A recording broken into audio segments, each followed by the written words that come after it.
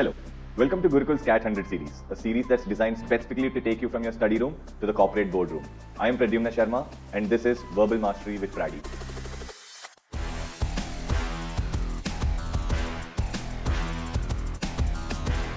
Hello and welcome back to day 88 of our 100 days to CAT test series.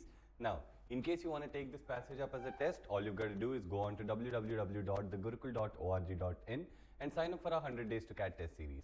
In case you want to follow along with the video, then these are the first parts of your passage. Pause the video here, read these parts, and then we're going to go into the second parts of the passage. These are the next few parts of the passage.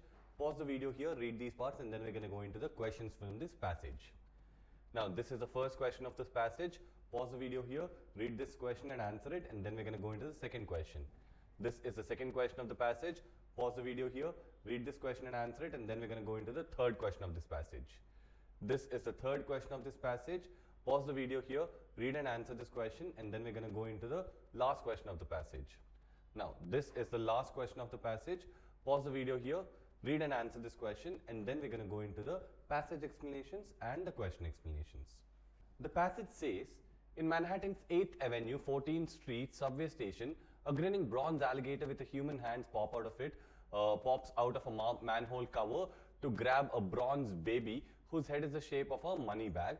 In the Bronx General Post Office, a Jane 13-panel painting called Resources of America celebrates the hard work of industrialism of America in the first half of the 20th century. And in Brooklyn's Metrotech Center, just over the Brooklyn Bridge, several installations of art are on view at any given time, from an iron lasso resembling a giant charm bracelet to a series of wagons that play recordings of great American poems to a life-sized eye dog that looks so real that people are constantly stopping to pet it. So basically what is he trying to do over here? The idea that I get from this first part of the paragraph is that there are a lot of artworks on the streets of America. Yes, that's what I understand from here. There exists in every city a symbiotic relationship between the city and its art. That means art contributes to city and city contributes to art. When we hear the term art, we tend to think of private art, the kind displayed in private spaces such as museums, concert halls and galleries. But there's a growing interest and respect for public art, the kind of art created for and displayed in public spaces such as parks, buildings, lobbies, sidewalks. So here what's he doing? He's telling me about two types of art. Right? Yes. So these two types of art are nothing but private art and public art.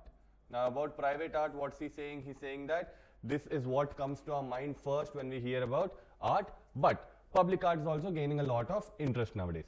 Although all art is inherently public, created in order to convey an idea or emotion to others, public art, as opposed to the art that is sequestered in museums and galleries, is art specifically designed for a public arena where the art will be encountered by people in their normal day-to-day activities. So what is this word sequestered? Sequestered means hidden away. Okay, you are hiding it away. So unlike the, basically he's saying that, okay, although I'm saying private art and public art, there's not much of a difference because everything is created for the public only at the end of the day. Okay, so there's not much of difference between this, but unlike the private art or unlike the art that's been hidden away in museums and all, public art is there for open display to the public in their normal day-to-day activities. So you can find it on streets, metro stations, wherever possible. Okay, public art can be purely ornamental or highly functional. It can be as subtle as a decorative doorknob or as conspicuous as the Chicago Picasso. It's also an essential element of an effective urban design. So basically it could either be just decorative or it could be functional. Functional as in it serves a purpose. So there could be an ornamental doorknob or just some random painting. Anything could fly as a public art. That's what he's saying. Now let's go to the next part of the passage.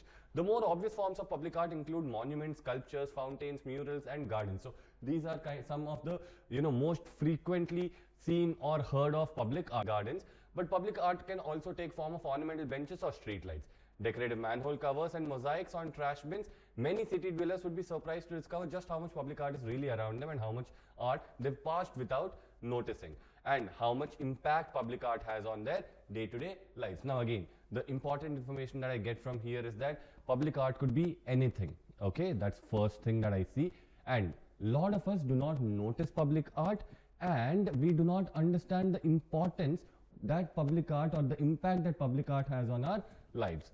Public art fulfills several functions essential to health of a city and its citizens. So it's for the benefit of the city and citizens. That's what he's saying. It educates about history and a culture of the artist, the neighborhood, the city, the nation. So it basically is a treasure trove of kind of data about the artist, the kind of culture that people have lived in the city, how the city functions, how the nation functions, all of these things. Public art is also a place-making device that instantly creates a memorable experiential landmarks, fashioning a unique identity for a public place, personalizing it and giving it a specific character. So whenever there's an art, right, so it becomes extremely easy for us to remember where we are.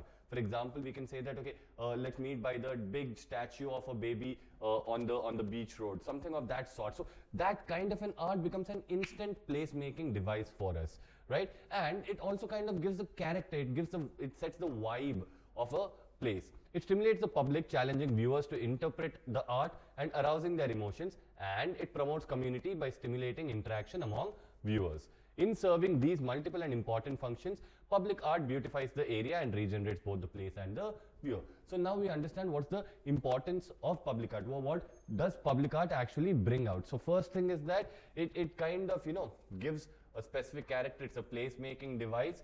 Second thing, it tells us about the history and culture of, different places. Third thing, it brings out the emotions in people, okay, and it kind of stimulates interaction among viewers. So people can start discussing about that art. So in a way, the public art is kind of regenerating both the place and the viewer. It's making us feel very good. One question often debated in public art forms is whether public art should be created with or by the public rather than for the public. So should public create public art is the kind of question they're asking. Increasingly, cities and artists are recognizing the importance of creating works with meaning for the intended audience, and this generally requires direct input from the community or from an artist entrenched in that community. So if we are trying to create an art for someone, obviously we'd like to, make something meaningful to them about their lives, right? Something that they could easily relate to. Now, if I want someone to relate to my art, either I could ask them what kind of art they would want, or what things do they generally feel, for when they are looking at in an art, or maybe the artist who makes these things could come out of the public, themselves.